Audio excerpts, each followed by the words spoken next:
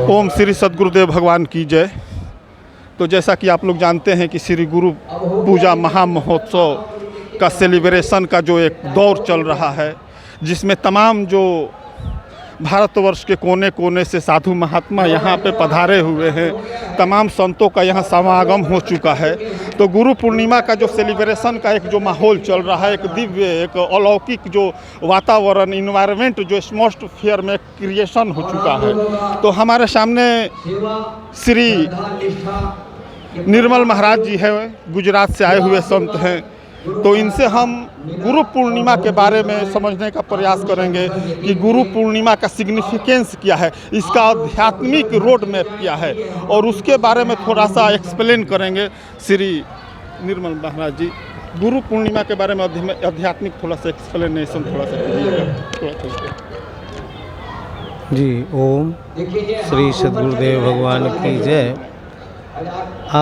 मेरा नाम स्वामी निर्मलानंद है और मैं बाल्य अवस्था से परम पूज्य गुरुदेव भगवान के सानिध्य में हूँ, उनकी सेवा में हूँ। बहुत कम आयु ही मैं संन्यास ले लिया था। आध्यात्म मार्ग पर चल रहा हूँ, चलने की कोशिश कर रहा हूँ। गुरु पूर्णिमा का जो शाब्दिक अर्थ है वो ये है कि जो पूर्ण गुरु होते हैं वो शिष्य नहीं बनाता, वो अपने जो उनके बताए हुए मार्गदर्शन पर कोई भी हो, केवल संत ही नहीं अपितु कोई भी भाई बहन माताएं कोई भी, भगवान श्री कृष्ण कहते हैं कि स्त्रियो वैश्यास तथा शूद्रास्ते पियांति पराम गतिम। स्त्री हो पुरुष हो, जीव मात्र कोई भी हो, वह सद्गुरु के बताए मार्ग पर चलने पर वह पूर्णता को पा लेता है, प्राप्त कर लेता है।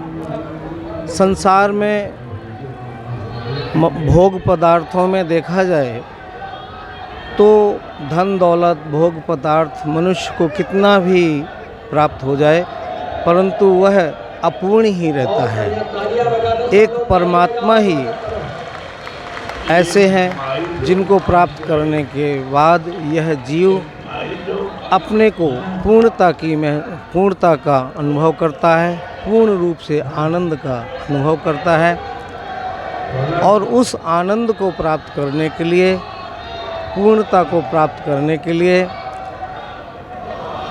संत साधक अध्यात्म मार्ग पर चलते हैं। और इसलिए हमारा जो धर्म शास्त्र है, मानव मात्र का धर्म शास्त्र है, वह श्रीमद् भगवद गीता है।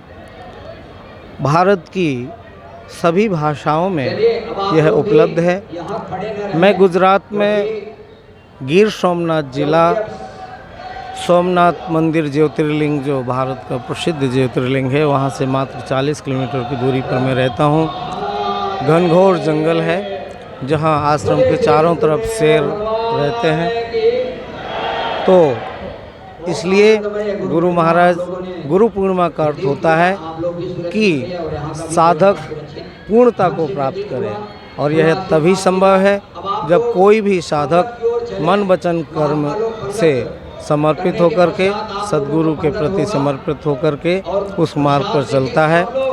भगवान श्री कृष्ण ने गीता में कहा कि अर्जुन, सर्वधर्मान परित्यज्य मामेकम शरणं व्रज अहम तो सर्व पापेभ्यो मोक्षयिष्यामि मा शुचः। सर्वधर्मान परित्यज्य, संपूर्ण धर्मों को जो है नहीं परंतु हमने उनको मान रखा है, ऐसे माने हुए धर्म को जो माना हुआ है समाज के द्वारा। धर्म एकमात्र जो श्रीमद् भगवद गीता में बताया है भगवान श्री कृष्ण ने, वह है एक परमात्मा को अपने हृदय में धारण करने का नाम ही धर्म है। और ऐसे महापुरुष को प्राप्त कर लेने के बाद सर्वभावेन भारत, संपूर्ण भाव से हे भारत अब भगवान श्री कृष्ण ने कहा, हे अर्जुन, संपूर्ण भाव से समर्पित होकर लगने का ही विधान है। जब संपूर्ण भाव से साधक भक्त इस मार्ग पर चलता है तो धीरे धीरे वह विश्व के किसी भी कोने में निवास करता हो, उसकी कोई भी भाषा हो, कोई भी जाति हो, और वो कैसा भी हो, गरीब अमीर कोई भी हो, वह परमात्मा को प्राप्त कर लेता है। भगवान की दृष्टि में, ईश्वर की दृष्टि में, गुरुदेव की दृष्टि में सब एक ही होते हैं।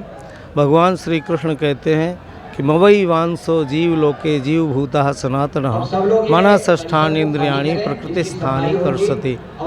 अर्जुन, यह जीव मात्र मेरा ही अंश है। मवई वांसो जीव लोके, जीव मात्र मेरा ही अंश है। सब ईश्वर के ही अंश हैं। ईश्वर अंश जीव अविनाशी सत चेतन घन आनंद राशि। इस प्रकार से हम आपको सभी को चाहिए, जितना भी बने 24 घंटे में यदि आपको 10 मिनट भी मिलता है, 20 मिनट मिलता है, तो उस ईश्वर का, परमात्मा का चिंतन अवश्य करें।